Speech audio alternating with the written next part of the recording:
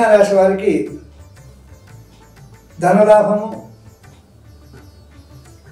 తీపి పదార్థాలు తినేటువంటి అవకాశము, శరీర సౌఖ్యము, ఆరోగ్యము, సంతోషము, ధనము, ఉత్సాహం ఇవన్నీ కూడా ఉంటాయి.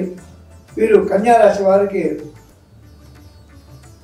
హయగ్రీవ స్తోత్రం కానివ్వండి, అదేవిధంగా శ్రీరామ రక్షాకర స్తోత్రం కానివ్వండి, ఇవి బాగా పారాయణ చేసినట్టయితే విశేష ఫలితము.